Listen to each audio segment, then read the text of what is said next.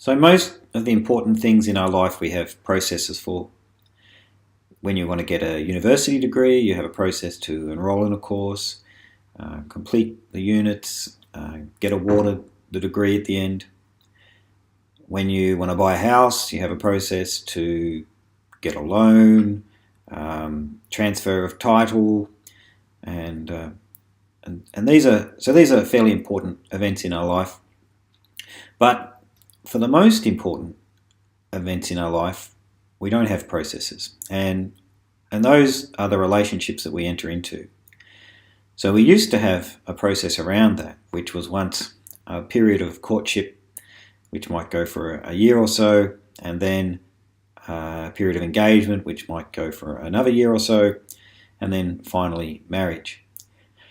So what we have now is just a lack of process. You get involved in a relationship, then you drift into maybe buying a house together, or probably first you drift into living together, then you might drift into buying a house together, you might drift into having children together, and you might end up in effectively a married type relationship without having gone through any formal process or agreement or having any milestones along the way. And I think this is not working out for men.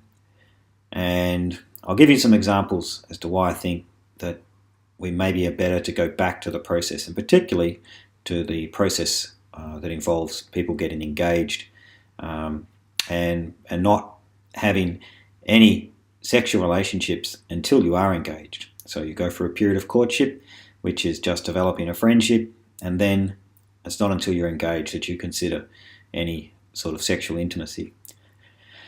Now, the reason I say this is based on my own experience. So I'll give you some examples, and I think that all these problems that I go through can be avoided by following this courtship, engagement, marriage process. So one of the problems I had was I'm in a steady relationship with a girl, and I anticipate we'll get married, and I think she anticipates we'll get married. But, we're not formally engaged or anything. But, she wants to go on an overseas trip, and just before she leaves, the night before, she announces to me that the relationship, she wants to, have a break or end the relationship, she said. And then she goes on the trip, and then she comes back and wants to resume the relationship. And I wasn't very keen on this, and there was kind of tears put on, etc. And I engaged with it for a little while, but the love had gone. The rose-coloured glasses had been removed, and that didn't work out. And so she ended up saying things about me that weren't true to kind of explain away why the relationship didn't, it broke up. Anyway, so that's one example. And then I was in another relationship, but usually I go into a relationship with the intention that, it should be something that hopefully will lead to marriage and a family. And I think I'm not alone like that. I think a lot of men and boys are thinking that way. Of course, there are some that are just out there for casual relationships, etc. But they're either usually mistakes or maybe, in fact, they are gone into with the intention that they should end up in a more permanent relationship. So that's one example. Another example, I'm in a relationship with a girl and she breaks it off, and that was kind of difficult for me. But then she comes back again and, just for a night or two, and then she breaks it off, and she comes back again, and then she breaks it off, and then she comes back again. And you might think I'm a bit stupid, and perhaps I am. But, I was basically being used, when the need arose, and then discarded sort of immediately afterwards until, a week or a month later or something. So that was kind of painful. And I didn't really understand what was going on at that point until it was only later I kind of worked out that I was just being used. And then there was another situation where I was with a woman, and we were thinking that we would get married, and we were together maybe 12, 18 months and sharing a house, and it was kind of good in some ways and not good in others, and I kind of been worried about it. And I asked her whether she really loved me, and she, to her credit, she was honest, and she said no, she didn't. And I knew at that point that that relationship couldn't really continue, but it had been drifting along. So I think all these three problems I've identified, and I'm sure I'm not alone in these, could be avoided by simply going back to a process of engagement. So a process of engagement was where you have a point where you each do declare that you're interested in a long-term relationship and that you at least think you love each other. And that is publicly declared. And why is that better? Well, how does that help? Okay, well, in the first example I gave you of, the break before going overseas, which is just, I think a way of cheating on someone without technically cheating on them.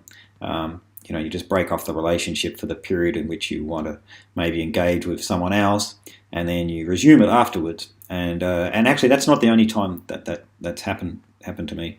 So anyway, so by declaring that you're engaged, you're declaring that you are going to be in a relationship just with that one person, and it's going to be an ongoing relationship, and that kind of gives certainty to both parties. It works for women as well as men. I'm just talking from the men's perspective.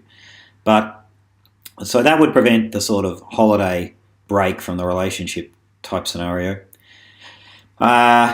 In the second case, of course, that would be either you enter into an engagement or you don't, and the sort of breaking off the relationship would be breaking off the engagement. And again, I think that requires both the girl and the boy or man to be more serious about entering into it, and the intentions would be more clear, and it's a more serious commitment. You're making it, an engagement is usually something you celebrate with friends and family. It's something you're doing publicly, and it's a commitment that everyone's witnessing, and it's a bit of a more serious commitment than just drifting into a relationship and then drifting along from day to day, week to week, month to month, year to year, and then finding that maybe it wasn't the right relationship, or one partner wasn't really committed after all. So that deals with the second scenario. And also with the third, rather than spending 12 months, with someone thinking that that's going to lead to a marriage and that, you love each other, and then finding out 12 months later that you don't, or one party doesn't, then you, again, you would have this point of commitment where that is made clear as to whether this relationship should go forward or not. So I think going back to a more traditional process of courtship, without any sexual intimacy, engagement with sexual intimacy of some degree, varying degrees depending on the relationship and the people, and then with the intention of culminating in a marriage.